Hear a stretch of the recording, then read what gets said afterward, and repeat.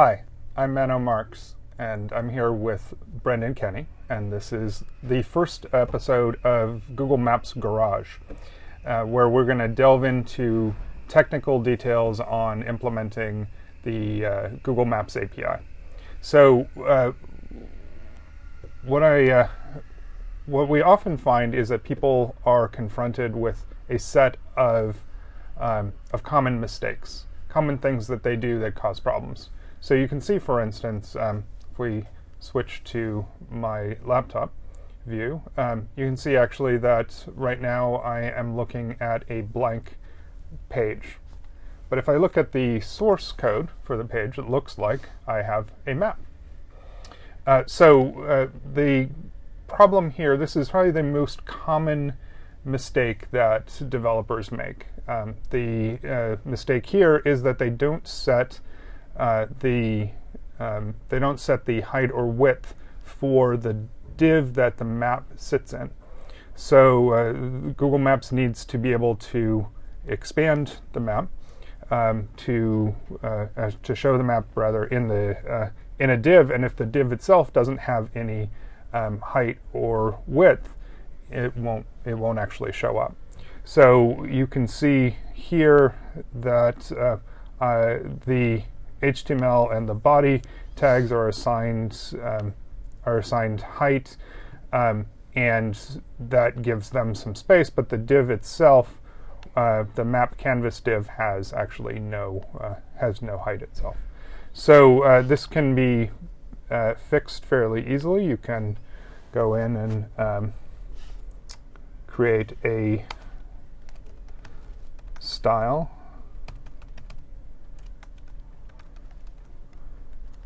Just going to do height 100%, and then you see the map shows up.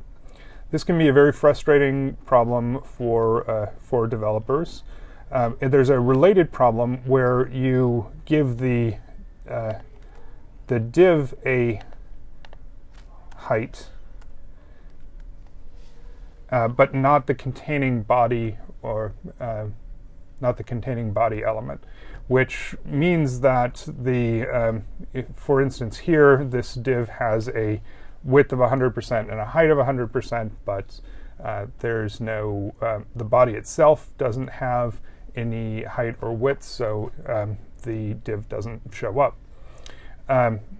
So that can also be fixed by simply giving a style to the body.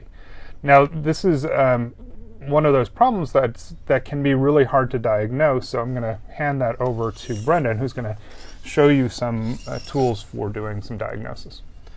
Right, so if we come back here to the first example and undo Mano's fix, and come back here to our first example. So nothing shows up on screen, and this isn't a lot of feedback for you as a developer. You know, you put together your web page.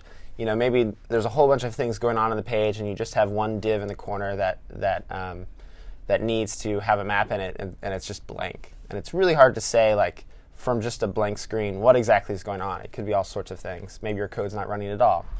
So your number one, like, go-to place to find out about this stuff should be the developer tools.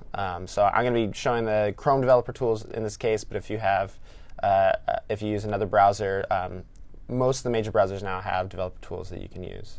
So in Chrome, to get access to them, you come here to the Options menu and go to Tools, and then down to Developer Tools. And that opens up this nice panel down here on the bottom. So often people turn first to JavaScript alerts, those kind of ancient devices that pop up those modal dialogues and interrupt everything. And those are great for saying, like, you know, a warning that you cannot ignore, but it's really annoying for debugging, especially if you have like a bunch of alerts or something like that. So the next tool people turn to is console.log. So that logs to this screen right here, the developer console.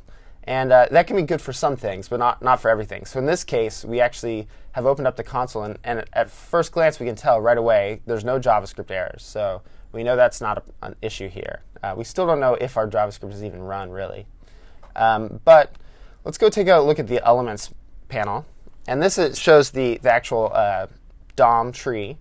that is used by the browser to lay out the page. And so here we see map canvas, and this was the div that we handed to the Maps API and said, fill this up with your map. And we can already see there's a bunch of properties on it that we didn't add, so it implies that something is run here. And if we open it up, we can see there's a div inside, and inside that a whole bunch of stuff, which is the map itself. So what's going on? The easiest way to tell right here is that if we highlight this div, we can tell up on the screen up top where it shows the actual size, the width and height of our map div. We can tell that it's 2068 pixels wide and 0 pixels tall. So that's what's happened. Our div is collapsed, and there's no place for the map to actually show. And this just has to do with the way that that DOM elements are laid out on the page. A div, if it doesn't have a height, either from a height set on itself or relative to its parent positioning or positioning within its parent, is just gonna have 0 height. And so the map is there. It's just was never given a height, and so nothing is showing. And so as Mano said, we can just give it a height in our original document. And now if we refresh, we can tell that same div now has a height that's taking up the full size of the body. So if we move to the second example that Mano showed us, where we didn't give a size to the body, but we give it a size to the div, we can see the same thing is going on here. So the map canvas in this case, we can look over here to the right and see that it did indeed have a width and a height set on it. But that width and height are in relative units. So it's 100% and width and 100% of the height of its parent container. And the parent container is the body element. And the body itself has no height. We can see once again, now it's 1700 pixels wide and 0 pixels tall. So once again, we need to add a height to it. And at that point, that div will then have a height, and it won't be an issue. So that's our first tool is the developer tools. And the Elements pane is really great for seeing that sort of page layout sort of thing. We don't have to worry about any sort of JavaScript commands. In that case, we can just kind of explore the DOM and see why exactly nothing is showing up on screen. Great. So what if, well, I don't have a great segue to this next one. Segue. Let's try some different errors, Mano. Yes. So that is probably, I'm going to guess, anecdotally, it's probably the most common error that you'll see in developing a Maps application. And it's one of the more frustrating ones because nothing shows up. Yeah. Which is why developer tools are really important. Another really common problem is a little different.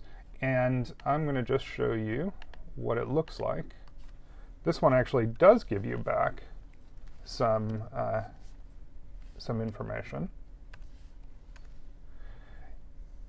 Here you'll see Google Maps API server rejected your request. The sensor parameter specified in the request must be set to either true or false. So this happens a lot when people are copying and pasting code from our documentation, because we have to say set it to either true or false, and it must actually be set to true or false. So if you take a look here at this sample, you'll see that the JavaScript loader, we put in this sensor parameter to the loader. Now, I'm just going to go ahead and say this. You get no benefit from setting the sensor to true or false. It's a recording mechanism that we're required to add on for our data providers.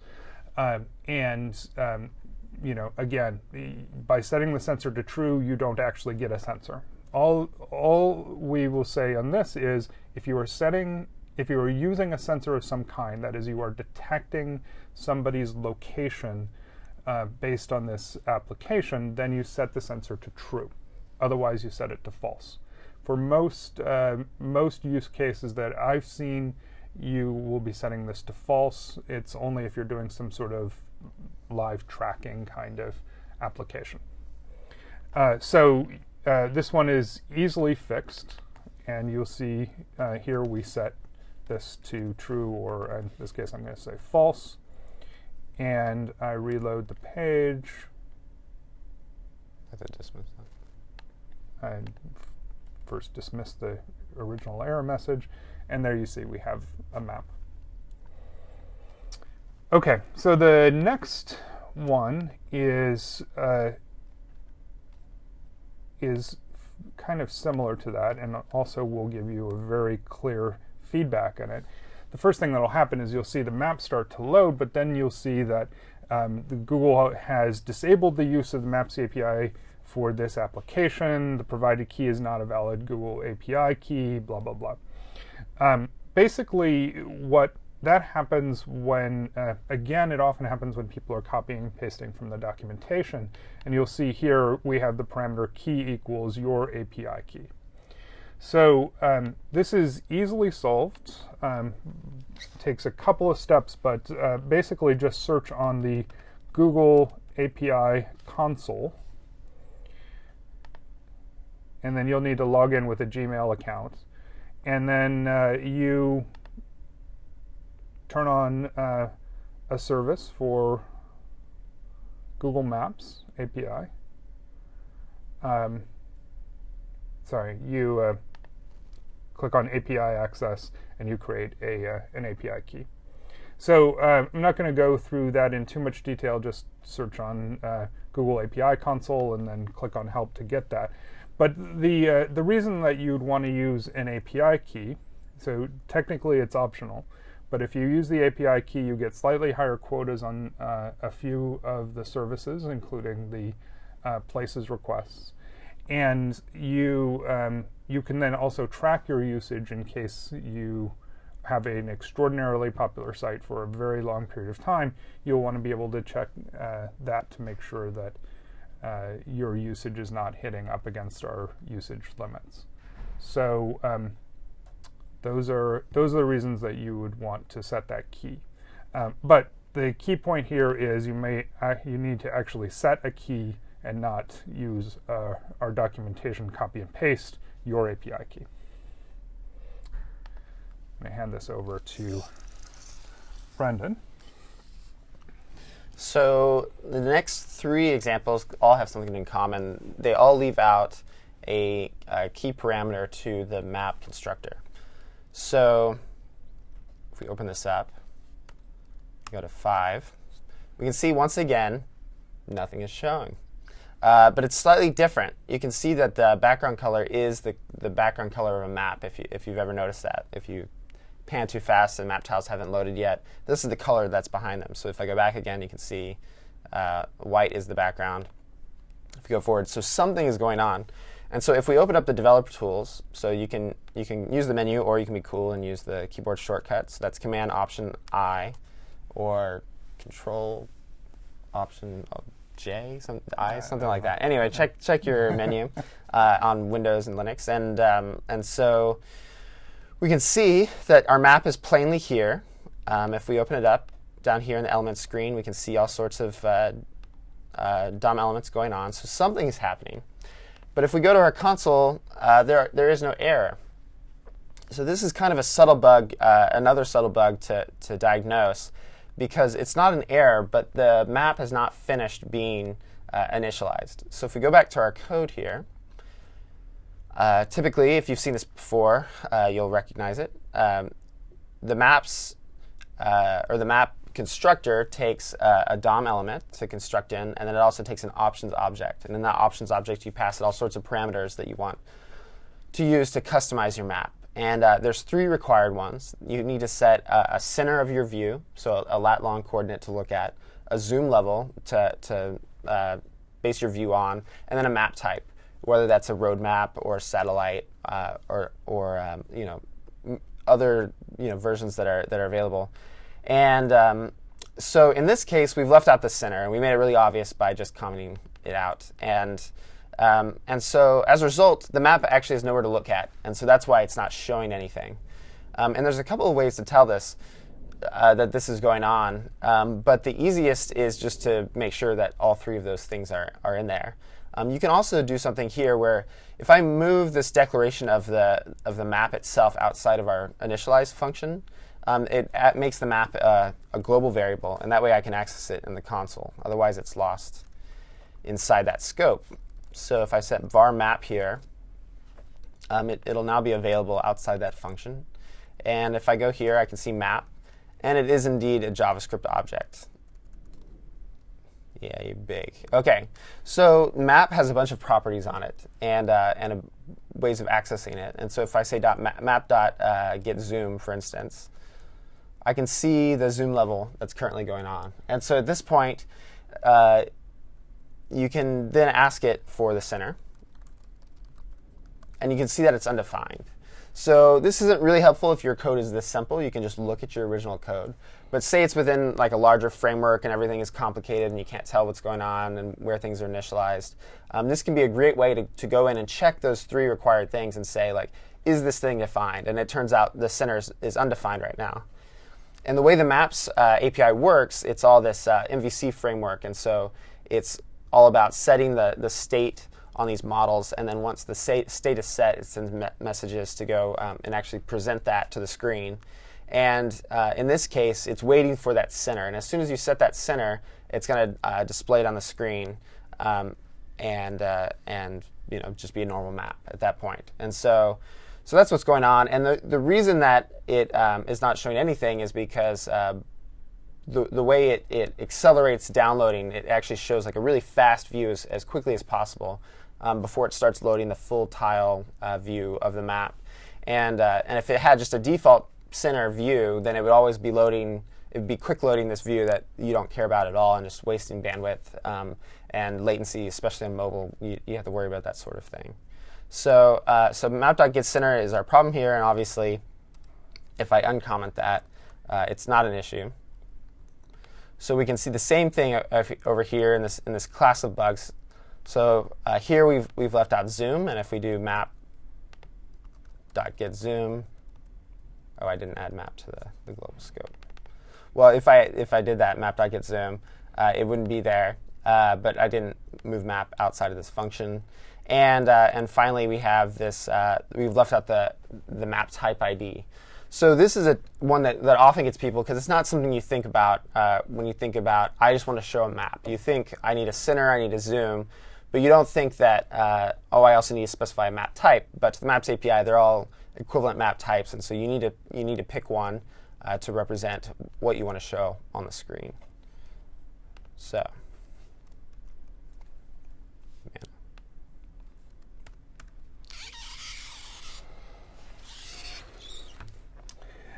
so another common problem that people have is they will create a map marker. And the map marker will not show up on the map. And that's there's a pretty simple reason for it. You look here, there's you see, hey, I've created a marker. But the thing is, in v3 of the Google Maps API, any overlay is created independent of the map. And then it is assigned to a particular map. And the reason for that is so that the map object itself doesn't get bloated with knowledge of where all the markers are. Maps API v3 was designed very to be very tight, only downloading the code that it absolutely needs for any individual piece. So creating the map, if you just have a map, you don't need, it doesn't need to have knowledge of where the markers are. Markers, however, need to know what map that they go to. So in this case, you can actually do this in a couple of ways. You'll see in the options when you create the marker, you can just set a map. You can just set the map there, or you can also set on as a marker .set map. This is another one that's not going to show up in set map. Oh, set map. Thank you. And there you see the map. The marker shows up on the map. This is another one that is not going to show up well in developer tools because from JavaScript's point of view, there's actually nothing wrong. you created this marker object, you just didn't do anything with it. So, again, you could go through the console and check what its map property is and figure out things there. But fundamentally, one of the things you just have to know. You have to actually put a marker or any other overlay. You have to actually set a map to that. And then finally, we have another example here, which is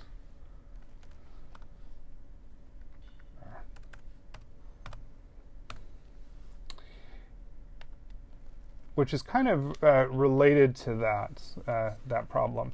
Here, this one will actually show up in the console, though. What often happens is people will declare the map object in their initialize function. Standard way, especially if you're copying code. But if you create a separate function, in this case, you'll see I created this function add marker, and then I tell it to add it to the map. The mapped object is actually declared in the initialize function, so it's out of scope when I run add marker. So this is another point where declaring the map as a global variable can be helpful. Now, there's a lot of discussion about global variables and why they're good and why they're bad. You should probably check out a lot of that discussion. We could have that conversation at some point. You typically want to minimize the number of global variables because they can interfere name spacing with different functions, and they can just clutter up your, you create a lot of global variables when you don't need them. But in this case, there are some distinct advantages to declaring your map variable as a global variable there. And there's lots of other approaches where you can wrap it up in a namespace or a little module, and as long as the functions are within the same module or have access to that namespace, you can pass around an object that represents your map, widget or whatever, and keep it out of the global namespace, but still have it available, because the developer tools are extremely helpful. Mm-hmm. You should learn to trust them, yes. And having it available to the developer tools is a huge help. And so